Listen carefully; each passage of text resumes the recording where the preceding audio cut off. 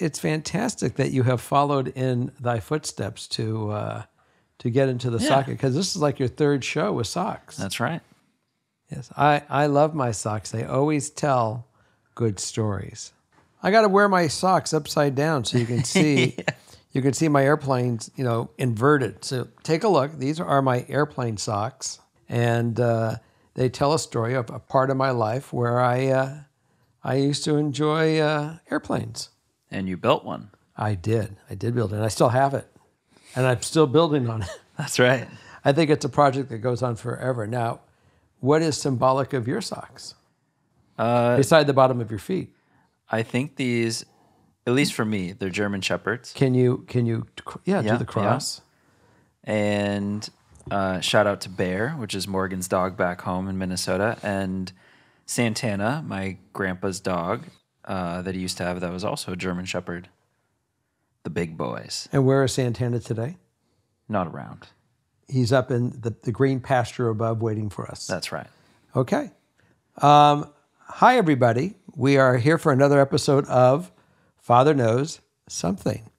And I appreciate that I now see that people are writing and they're corresponding with questions and thoughts. And I spent last night till 2:30 or 3 in the morning. I actually wrote back to some of you.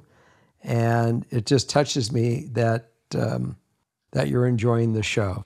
And so we're here for you. And Justin has gone through and selected some stories, and he's going to read them to me, and then we're going to see if we can come with some great direction to help you. This week, we're diving in to tough conversations of all shapes and sizes. And so these people are basically looking for, how do I approach this tough conversation? And what do I say? What do I do if they react in a negative way? So just tough conversations. So it's really just kind of starting with, how do I open the door and just let it start coming out? How do I initiate this thing? We are all recognizing that we have to have conversations, but now we have to have the ABCs on what we're really going to do and dive into it. Yep. Well, let's see how we do. Let's do it.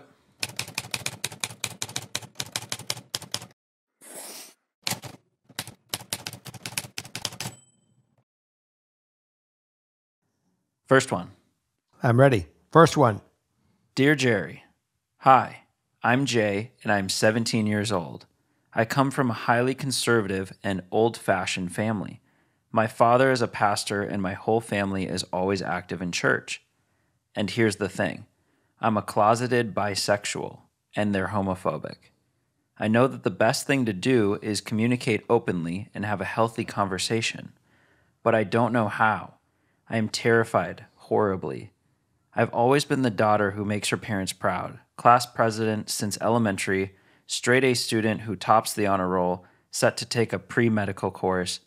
Not saying these to brag, but to give you a picture of how it's like for me, because all these things are incredibly pressuring, and it's how it always has been.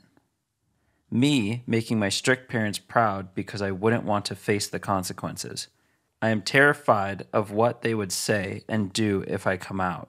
The only other non-binary member of our family has always been slandered with horrible slurs behind his back, and I fear being treated the same. I fear being seen as a shame and a disappointment just because of sexual orientation. It's not a phase, it's not a trend, and I'm pretty sure I'm not possessed by evil. What do I do? What do I say? And that's the end. There's no doubt that you have the clear thought of what you have to do. How to initiate this, straight on. Walk into the room when they're watching TV, I would say, one evening and say, guys, I have to talk to you. Something's really bothering me. And there's no easy way of saying this, but I want you to know that I'm bisexual. Hitting it straight on is the best way to do this. I think if you are able to just get through that first shock and see that their response is all going to be determined on how you're holding yourself. I'm fully believing that if you keep your walls down as you talk about this, there's obviously going to be some I would say, I hate to say disappointment, because your parents, have this image of who or what you are, which is obviously not really who and what you are, because you don't judge people from their sexual orientation. And I think that they have to get out of their own way to go, and this will do it, to really realize it hit them home in their own living room. But if you're a person that says, I'm not happy without being open with you, then what else can they say? I don't know what they could say. They can bury their hands and be narrow-minded, but eventually I do believe they would come out. But you got to do exactly what you know. You got to stick to your guns, have the conversation. You hit it broad, straight on. Yeah, and I think that's probably pretty useful in terms of just like getting the hard part out of the way right away. Yeah. Just hit it. Don't beat around it.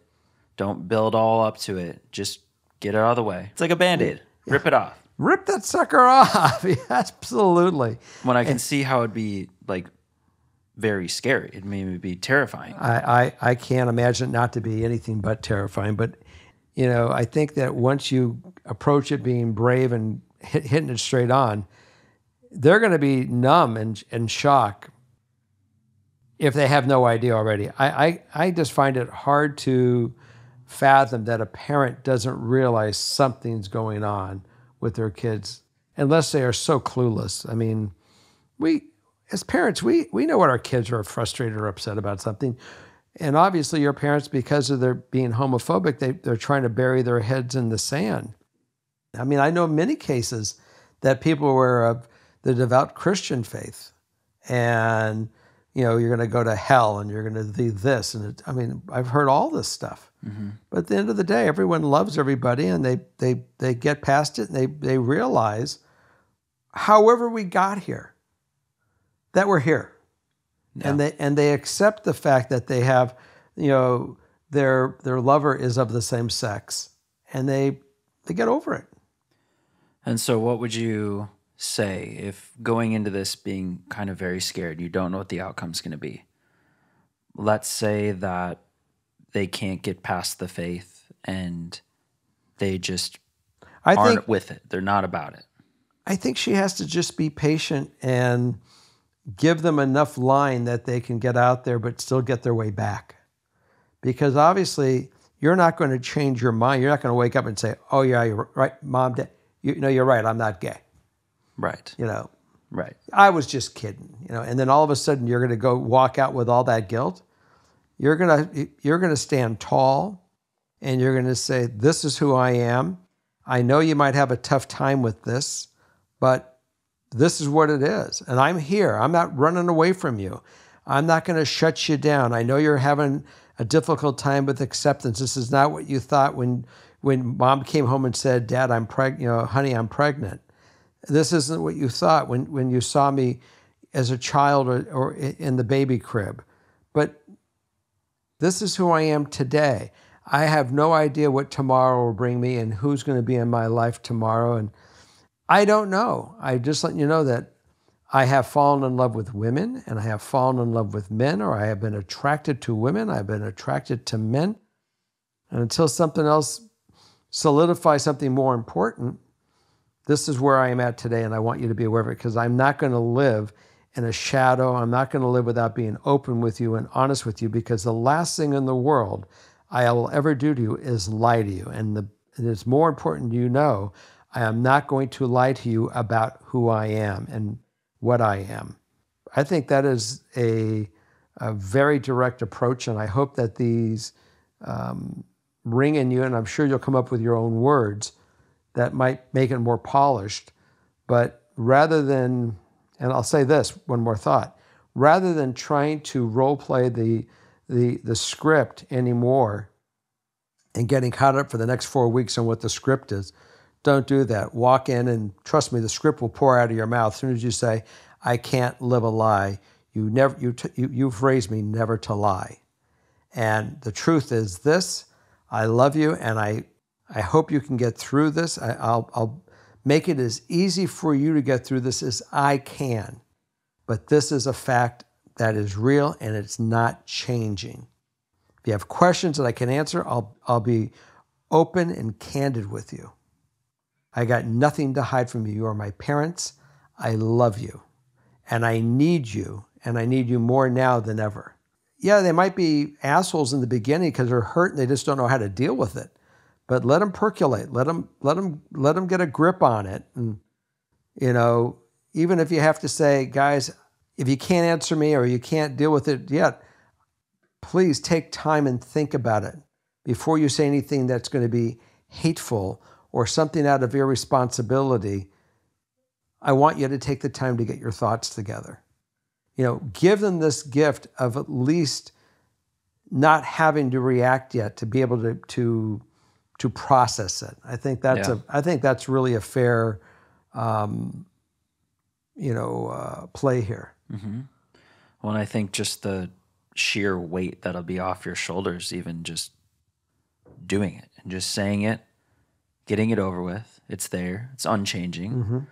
And deal with the reaction when the reaction comes. I mean, we can't predict what's going to happen, but I think the overwhelming answer here would be to say, just do it. Yeah.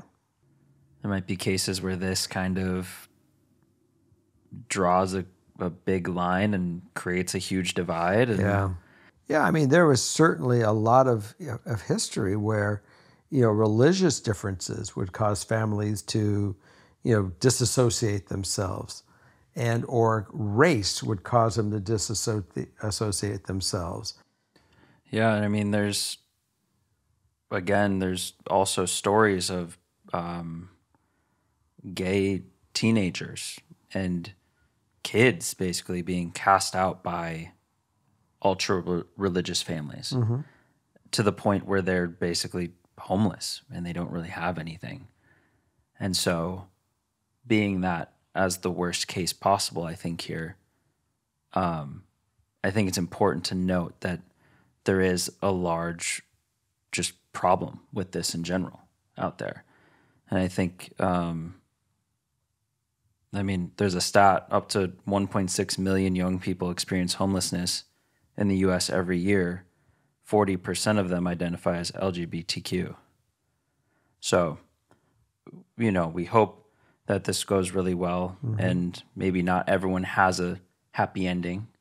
And for those who don't, there's resources, and we can post those in the description. If your parents would disown you and not accept you, the happy ending is there are people out there that part of your community or family, friends, or other that love you, and they will embrace you. You're not going to go without love in your life. You will have love, and if your parents are too narrow-minded to jump in on this, then it wasn't a good fit for you anyways, because you had no option. You can't live within the lie, mm-hmm. because they taught you not to lie. You don't need to lie. You may have to walk away from them if that's what they want. That's their choice. But you'll have love. Chosen family versus given. I have a lot of love in my life, and some of it comes from other families and other people that I brought into my life. Yeah. I can't believe that you'll live a life of lack. You only live a life of embellishment and flourishing and nurturing and emotion and depth. Yeah, and let us know how it goes. We wish you lots and lots of luck. We're here. All right, moving right along. We're moving. All right, we're in the flow of it now. Okay. Oh, by the way, I wanted to mention this on the last one. She put at the end, "I'm sorry I didn't mean for this to be lengthy. And congratulations on an awesome and wholesome podcast." And we appreciate that. And I'm sorry I got so lengthy with you, but you have you reached me, and I'm feeling for you. All right, here we go. Let's go. Hi, I come from quite the family and could ask for advice on countless things, but I'll just ask about the upcoming issue. My stepmother is truly a terrible person and has made it a point my entire life to make me feel excluded from the family my father and her have. Almost 2 years ago, she crossed the line and attacked my mother for asking for child support. My stepmom convinced my dad to stop paying when I was 12, and my mom, being a great mother, didn't want to cause more problems for me at their house and just let it be. My mom has put me through college but really had a hard time, so she took my dad back to court for back pay on the child support so Thank that I can God. go to college. Because of the terrible things my stepmom said to my mom, I cut her out of my life. I am still friendly at family gatherings and do my best to not make it hard for my siblings with the current situation. My cutting her off has really upset her, and she continues to reach out as if nothing happened at all. Flash forward to now. I am graduating in December from undergrad. I only get 5 tickets to my ceremony, so it will be my mom, dad, stepdad, and both my grandfathers. After graduation, we are going to do a nice lunch with everyone. My dad's mom told me that my stepmom has decided upon herself that she is going to come to my graduation and sit outside and wait for us to be done and then join the lunch. She also plans to bring my 9-year-old brother along. Side note, the past few years she has been lying to my brothers, saying that I don't care about them anymore and that's why I don't come home as often. This obviously pissed me off because if I wanted her there, she would be. And my mom refuses to be in the same room as her. My dad hasn't come out and told me this is actually happening, but he tends to bring her to a lot of things without any sort of heads up. My grandmother doesn't think she was supposed to tell me because my dad knows it'll upset me, but I really just don't know what to do now. I don't want her there and really want to have one day that is about me and how hard I worked the past few years. Do I talk to my stepmom? Do I talk to my dad? How do I explain to my 9-year-old brother that he will not enjoy sitting for 3 hours at a graduation? Am I just being too stubborn and should let them sit outside? Thanks for all your help. Well, Justin, I hand it to you. You said this is going to be a tough one, and it's deep. Yep. Let me kind of identify the issues that I see. Yes. The first thing is our graduate certainly respects their mother.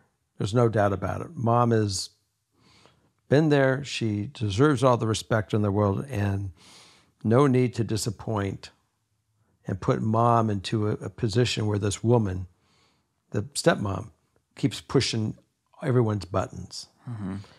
Secondly, graduate also has a baby brother who is 9 years old and is too young to understand the dynamics of all of what's going on. So to have a conversation to say, anything on the negative, it's that child's mother that would be being attacked, and that's not going to work well for anybody either. So here's that balance of the bridge. Dad is an idiot because he's a pussy, because he is not watching out for the best interest of his eldest child. And for the fact that he let his second wife pull his strings on what the right thing to do. So he's an asshole anyways. And I understand it's your dad. I get that. But he should know better than to put you in that position. So here we have all this dynamic. If this woman wants to go sit outside and sweat in the heat while you're going to take your time getting graduated, I hope it takes 6 hours to get through that procedure, then let her cook her ass off. But now we got all that aside. What can you do? Well, you're certainly a mature adult. You have roads. Road one, obviously, is to take the high road and let her. I guess I would start by having a dialogue with your mom, because it's really your mother's feelings that are the most important ones here. If it's your mom obviously your mom and your grandparents, that they want to come there and not have any eruption, then you can say, look, you want me to tell my dad not to come? Mm-hmm. Because if he's not going to respect my wishes, it's my desire for him not to show up, period. And That's option one. So we know that mom and grandparents are going to be at the graduation. Yeah. And if dad and stepmom are going to cause ripples and waves, maybe they're just ousted. He tells dad, I love you. I have no great warm fuzzy feelings for your wife. She's your wife, not my mom. She certainly wasn't a mom when it came to my school and for child support when mom needed help. She made it through it, but you were a dickhead. Yeah. And I think that you have to kind of recognize that. Now, the only way I see this thing coming down, if you want to come to this graduation, is you're going to have mom say it's okay for that other woman to come. And maybe that other woman needs to go be humble to my mom and bow to her to give her the respect that she deserves. And just maybe at that point in time, it might be okay for her to show up. Otherwise, absolutely not. She is not coming. Yeah, or the dad could come without her. Or you can come without her. But he's going to be thrown into a tough place with her. Because remember, he's compromised. He can't do that. He's compromised with the affections of his second wife. Right. And he's being put, between the rock and the hard place, but he's stuck himself there. Right. So I really do believe it's the graduate's choice to say, you want to come? You're welcome to come, but she is not going to be there. As far as my little brother, go to little brother and say, buddy, you want to come? I'm letting you know what this thing is going to be. It's going to be it's 3 hours sitting outside. You will be bored. I love you, and I'll be glad to do anything with you privately because I do love you. Mm-hmm. And I'm old enough now that you can come and we can go spend some days together and we can do fun stuff. We can go whatever those things are that they can find things to do together. He needs to build that relationship with his little brother, but that has nothing to do with his graduation. They're just, all of a sudden they're bringing this chess game and everyone's becoming pawns and men that who can we topple over? Right. Well, the brother is the brother. Right. And so I do believe the easiest thing is to tell dad that, hey, I'd love to have you there, but mom is the one that I'm going to respect on this one because you didn't respect her. I have to give you an education now that I'm an adult. What respect is to somebody? Yeah, mom stepped up. And if you want to go find a way to go make it all happen for you, hey, that's great. But it's not going to happen with your wife coming. I don't want her there because she doesn't respect mom. You didn't respect mom. So you want to go figure it out. Go figure it out. But until mom tells me it's okay, that she's satisfied and this thing is behind us, you're out. Yeah, and the mom shouldn't even have to make that choice of feeling like she needs to include them at all. The mom is the reason she's here. The mom did all of this, bent over backward to make this happen. And so I think what's happening here is these feelings have been building for this person's lifetime. Mm-hmm. I mean, this has been building forever. So now we're at a major life event, and there's going to be many more life events that come up, major life events. This is going to continue to be a problem. Mm-hmm. So maybe this graduation's the time to take the stand, set the boundary, say, I don't want her there. Mm-hmm. I don't have this relationship. This isn't about her. I want this one day for me. Celebrate this. That's all I'm asking. I don't even want to take the high road, because if I take the high road, high road is compromising everybody. Right. And in a few more years, or however long, maybe never, but if there's marriage down the line, are we going to have this same discussion then? Am I going to have to worry about thinking, I'm going to take the high road again? Oh, she's coming to the wedding and I don't want her there. No, I think this is a perfect time to set that boundary and make it known, get this like understood with your dad so that it's not something you deal with for ever and ever. Right. I'm fully on this one. I was there anything there as we've gone through so much conversation, was there anything there where the mother said, gee, it's okay if she comes? I don't think that their mom has been consulted. I think that the mentions of the mom is just Mom saying has not been mom there's is an nothing absolute champion. Mom has been literally the parent in this story. Mom is the parent. Mom gets to make this decision. If think mom wants to take a higher road and says, I don't give a shit what they do or I don't care, then, and mom is being honest with her about it, that would be a different thing. But I really do believe that the graduate is position right now is to protect mom. I think it's the graduate's decision, though. It's the graduate's day. Mom helped her, yes. Right. Mom's the reason it happened, but it's the graduate's decision, and it's her time to just set it straight. But I do believe the graduate is trying to protect mom still. Well, of course. I think protecting both of them. Yeah, but I hate to say dad is out, but because right now dad has simply proven he is not going to honor to keep this woman out of their face. He is still shoving them down their face. He didn't put his foot down and say, honey, sorry, I'd love to have it, but it's not going to happen this day. Right. When I think the stepmom kind of bringing herself in, inviting herself, oh, I'll just be outside. I'm going to bring the brother.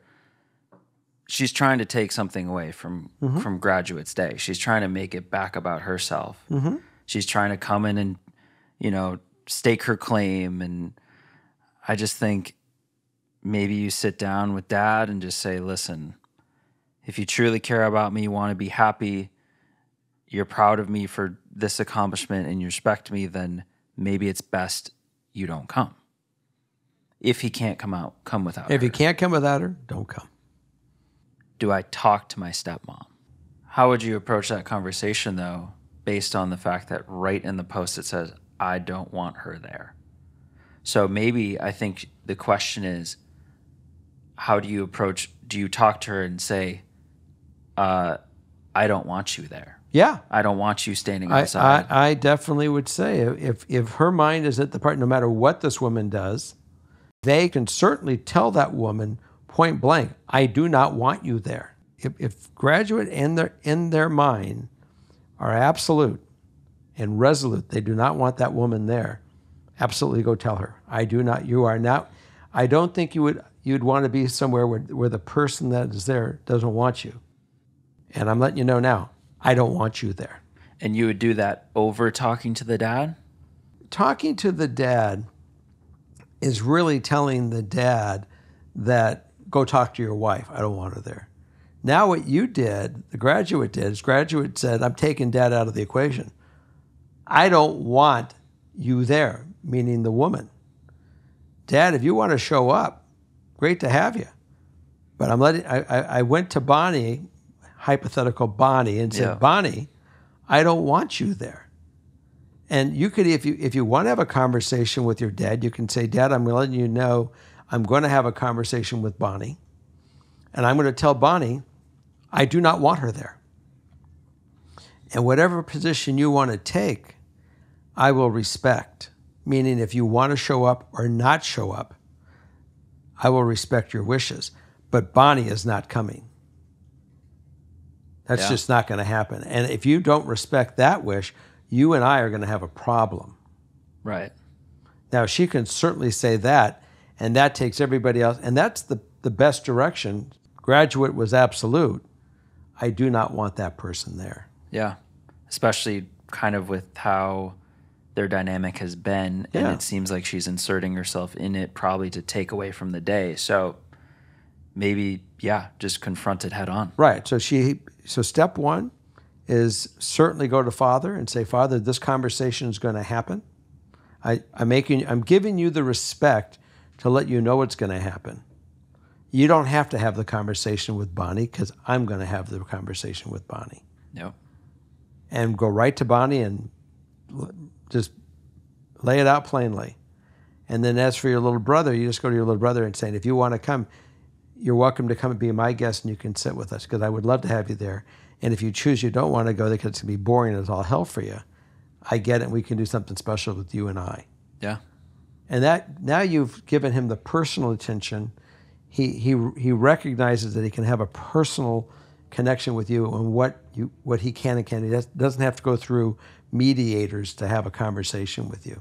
You keep reinforcing, we have a direct line. You're my baby brother. I love you. Just go for it. Hit him straight on. Hit him hard and fast. Be clear, confident, and take your day back. Yeah. Make it yours. That's it. And we're very proud of you for graduating. And you gave us a very deep and concerning story that we certainly processed it all, and that is the answer. It's up to you, and go carry that ball and hit it out of the park. Love it. Let us know how it goes, please. Thanks. That was a good one. My seatbelt is on. All right. I like that. Hi, Jerry. Shoulder harnesses and all. Oh, yeah, the fancy kind. Yeah. Hi, Jerry. So, my story is a little crazy, but whose isn't? When I was 17 years old, I became pregnant. I am 23 now. I had the child, and she was adopted by my godmother. A terribly difficult decision and something I am still in therapy for today. But I knew it was what was best for her. The guy who got me pregnant was from a foreign country, working in the U.S. for the summer. He has met her a couple times, but shows hardly any interest in knowing her. His explanation is prioritizing his family that he is living in the U.S. full-time to provide for. I have not had contact with him for a couple years. I keep in heavy contact with my daughter and her family and am very involved in her life. My predicament is this. He has refused to tell his family about her. They live halfway across the world and have no idea she even exists. He fears judgment and he is ashamed, which bothers me because I didn't have the choice to just not tell my family. I had to face it, but that's besides the point. I worry about when my daughter gets to the age that she starts asking questions about her family. We've had age-appropriate conversations with her about the fact that she is adopted and plan to continue doing so. The particular conversation about her birth father's family is something I am scared about, though, even though it will probably be years down the line. I'm already worried about her coping with the fact that I chose adoption despite her adopted family being incredible. I know that is something that adopted children can struggle with. How do I handle the conversation of her birth father's family not knowing about her? I don't want to break her heart or make her feel as though she is unloved/unwanted by his family, or that she is something to be ashamed of. She is incredible and my greatest love. I just want to protect her and her heart. Thank you. So yeah, that's kind of the problem, and really her worry is kind of conversations that are pretty far away. Right. Who is my daddy? Right, and I think the interesting thing about her problem is, the question is, how do I handle the conversation of her birth father's family not knowing about her? Great question. Some of your concerns, I can see where your concern is. You're a mom, and you want to make sure that your child has the full benefit of knowing everything. But a lot of this stuff comes in time. And you did one thing that was amazing. You put this child in a family environment where she is feeling the love of a mother. When I hear family, I'm going to assume that there is a father that she is being raised by. As most people are aware, Morgan, who is how I got on this show, is my daughter and my goddaughter, because I really started as Morgan's godfather. And that means that biologically, Morgan and I have no blood connection. But I will tell you that Morgan does not miss or lack the fact that I'm anything less than her dad. So your daughter And the parents that are raising her feels no lack because they're giving her all the embellishment, all the love. And when she realizes later, even though you got pregnant young and the father was very young, didn't have the maturity, you made a choice to, you certainly you told her father about her. He made the choice not to deal with it out of his own immaturity. You're not bad-mouthing him. You just gave him a dose of reality. If he wants to be a part of her life, I'm sure he knows how to find you, and he can do that. If he wants to bring his parents and let his parents know that he had a child, he will do it. The humility that he may feel or whatever emotions that he's going through, that's not your problem. It's not even your daughter's problem because you took care of that when you brought in the adoptive parents, your godparents, your god family. And it's amazing the gift that they brought and amazing with the gift that your daughter is bringing to them and all of you. So I personally don't think that you have a concern to stay up at nights and worry about when it comes to this topic. I think that it will all play itself because it's even with Morgan's biological father, who is in her life, the relationship they have is the relationship that they create and that he gets back when he comes to the table to have that relationship with her and communicate. That's something that Morgan has to be fulfilled with and determine what's good for her. Not her mother to worry about the relationship that Morgan has at this point in time. Morgan is an adult. Whatever goes on with that relationship, that's between the two of them, not their mother.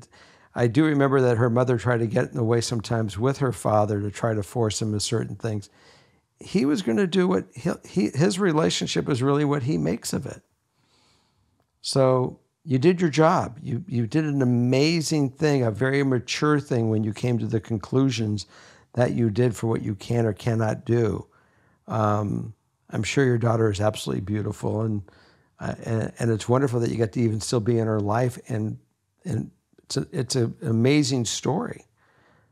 But I hope I answered your question the way that I see it, is don't worry about your daughter and the relationship with and what you're going to tell your child later. I mean, the truth always works. I'm sure you will be direct at that point in time when it's responsible. Sometimes when people become adults with DNA testing today, things all come true. But the cards that he played determined the relationship with his grandparent or with his parents and their grandchild, your child. Yeah, well, I think it's important to note too that, like, I've known adoptive kids kind of throughout my whole life, and I think there's a sense of sometimes there's a difficulty with always kind of searching for their birth parents. But in this case, she has you. She has like one of her birth parents right there. Which I think in a lot of ways will be very helpful to her. Mm-hmm. But it may not make the future conversations just have so much weight to them as we're worrying about. I think there's, you kind of got to take some of these things as they come. And I think she's been very good already at being so upfront and forward with her daughter. At that point in time, and it's also, her parents certainly have some thoughts in this, your godmother, basically. And she might, figure when it's the right time as well, because all of you collectively love each other as your family and you want to have this work out well. So they're going to have some input because just on their feelings, and they want to protect her. So I think the fact that what you guys are doing is just amazing, and you are correct. It will play out later. They'll figure it out as she gets older and can, ask her questions. And of course, you can give her the most honest answers and not brush off the question, but give her the straight answer so she knows. Yeah. Because everyone should know where they're from. I mean, I remember in my life with Morgan, and her mom and I were thinking about getting married at the time when this all kind of came up. And she said, "What will you tell your family?" And I said, "My family will know the truth, but more importantly, so will Morgan, so will our daughter. Yeah. She will know the truth." Right. And the truth always prevails. Anything other than that always causes a problem. And I will tell you that I think that any Morgan's listeners out there, we can all agree that she's one hell of a woman. And I'm very proud of her. And I know that you all love her as well, because I see the write-ins. And it brings joy to me, even at 3:30 in the morning when I'm reading them. Yeah. I love it. Cool. Yeah, I mean, we wish you the best. This is kind of more of a long-term wishing you the best. And You got years. Just enjoy these years right now. Yeah. Because they are the funnest years. And that's the important thing. So we're with you. Yes, we are. Okay, we have one last story. Okay. And we're ending on a happy note. Oh, that'll be fun. Yeah, so here we go. Dear Jerry, the last 5 years or so of dating have been pretty tough for me. Male 27. I've been used as a rebound by someone I was very close to, ghosted by a friend from high school that I started to see romantically, hooked up with people that I found I was not compatible with, and dated someone who turned out to be just plain wrong for me. It's been difficult to say the least. I recently got my own apartment after living with my grandparents during the worst of the pandemic, and I finally feel like I'm in a place to start dating again. I recently reconnected with a friend from college through a dating app, and we met up to do some rock climbing and got dinner and drinks. I'm not sure if she saw this as a date. I personally didn't, as it wasn't specified as such. But after meeting up with her and reconnecting, I feel like she might be someone that I could see myself dating. We share some common interests, and our values align well. There also seemed to be a few moments during the time we spent together that felt like she might have been flirting with me. I'd like to ask her out on a real date, as I know she is single and looking, as am I. Could you give me some advice on how to go about doing this in a way that is mature and respectful? I don't want to seem pushy or come on too strong, but I do want to show that I am interested in her. It's been a long time since I've done this dance, and I could really use some advice. Thank you so much. Well, I love this question. Me too. And we've all been on the other side of that fence when we've had those wrong ones.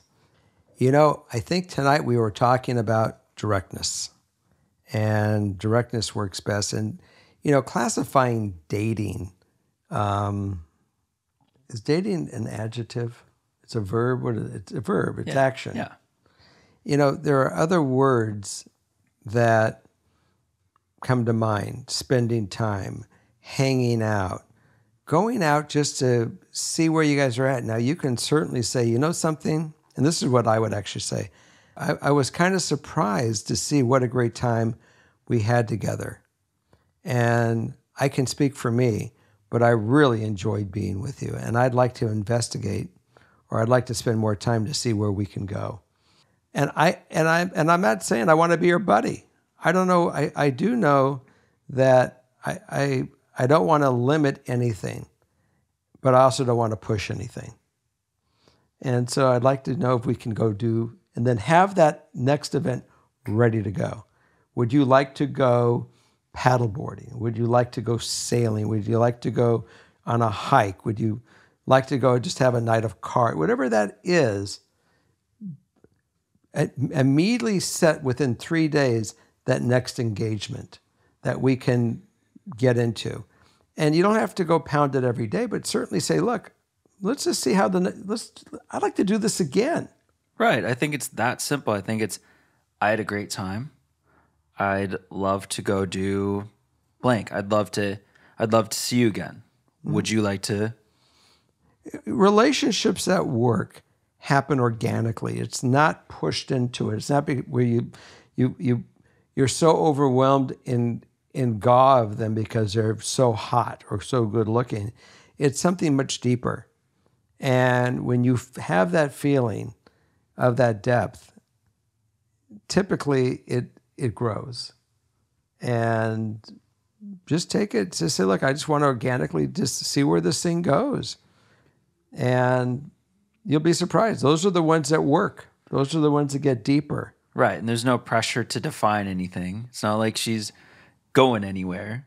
Just enjoy the time. Right. Do something else. Go have more fun together, and it will, if it's going to happen, it's going to happen. I know that when two people that I know in this room, other than me, first met, their intentions may not have been to where they are today. They just happened to work. And it got deeper and better. And one person was going to, go to school here and take off and go back to Minnesota, and the other person came from Minnesota, not knowing this first person, and they're crazy stories. But the next day, look what I got over here on each side of me, and I'm a happy guy watching it. It's a great show. And fun fact is, the first time I did ask Morgan, I asked it in a way where I was like, okay, when we go back for the holidays, or no, actually, I asked when, because I booked a trip to New York for us. I just went for it. Obviously, this is a couple months in. Like, I'm not saying go book a trip to New York. Right, no. But I was only talking about I know, but the first weeks that you guys knew each other and you were just, Right. But after a couple months in, I was like, all right, now's the time. And we were about to go on this trip to New York. And I asked it in a way where I said, when I'm taking you on this trip, what do I tell like my friends and family? Who do I tell them I'm taking? In the sense of like, oh, tell them you're taking like your girlfriend. Like, I was trying to, in a very nice way, I was trying to make it official, right? That we are in fact dating boyfriend, girlfriend. And do you know what I got in reply? You were pushy. I don't know what you get in reply. I got a no. I said, tell him you're taking your friend Morgan. And you said, well, actually, would you be my girlfriend? And then I said no. She basically said no when I said, like, do you want to be my girlfriend? So, and look where we're at now. So he took it organically. Yes. He waited a little longer before it's like going fishing. You put the little bobber in there, you let them get a little bit of the lip, and you don't let them, you snap it a little bit, but you don't go too hard to tear it. So right, but this nice. Like this post, this is such an exciting time. It is. This is one of the best feelings. This is some of the most fun you're ever going to have. These are like the moments you look back on. Because the greatest thing is that you guys knew each other. You're friends. You reconnect. This is a reconnection. This is where you guys might have been too young, or the timing was so off when you first started. And all of a sudden, you're 27. You're both in a different place today than when you were back in high school. Now it's about spending time and saying, look, we're starting to think, each of one of you in your own independent ways are thinking about your future and your life. And if the timing is just working right now and that connection is there and you guys are feeling it, even though you're both not saying it, but you're both feeling it, she's not going to let you get away either. If that feeling was real for her, she's going to want to spend that time. So don't be afraid to say it. Yeah, and they connected on a dating app. Yeah. This is great. Yeah. Yeah, I missed that part. I was so intently, I missed the fact that they actually were meeting. They met on a dating app. Yeah. That they reconnected. Yeah. You're in solid, buddy. Give it a shot. I love it. And let us know how, quote unquote, date number 2 goes. Yeah. This is good. That's a fun story. That's a bright one. It's very good. And we're going to close it out. Guys, this has been what show number is this? I think we're on 7. This is 7. So this is the end of number 7, and we want you to have a really great week. The holidays are coming up. Are we going to have this out before Christmas? This one will be in. We might be doing the live one before then as well. So be well, be safe, and stay healthy. We'll see you next week. Justin, good night. Good night. Morgan, she's over there. Good night. Good night. See, you could hear her. I love that little voice. Night, everybody. Bye.